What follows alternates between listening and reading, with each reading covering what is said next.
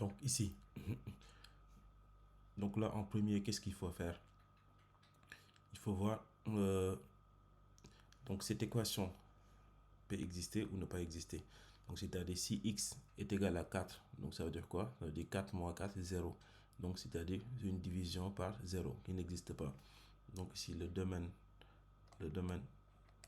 de définition, c'est quoi? C'est l'ensemble des réels R privé de 4. C'est l'ensemble de définition de ce quotient là.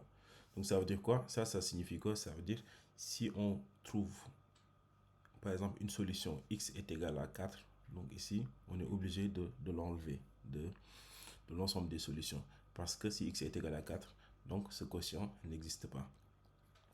Donc maintenant ici, voilà, c'est très simple. Donc ici on a une division qui est nulle. Donc ça veut dire quoi? Ça veut dire que le numérateur est forcément nul.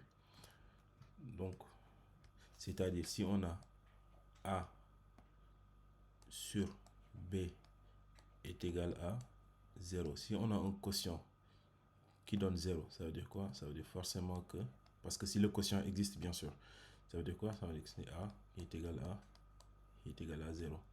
Parce que pour que le quotient soit nul, il faut forcément que le numérateur, c'est le numérateur qui est nul.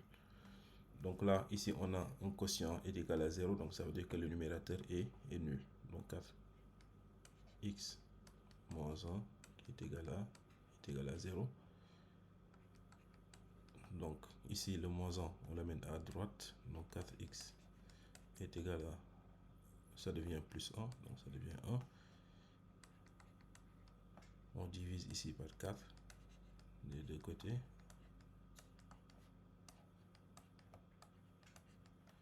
On simplifie les 4. On a x est égal à 1 quart. Donc ici, la solution S est égale à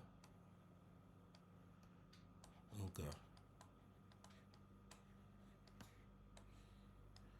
Parce que ici, comme on n'a pas trouvé un x qui est égal à 4, donc on va conserver ce qu'on a eu.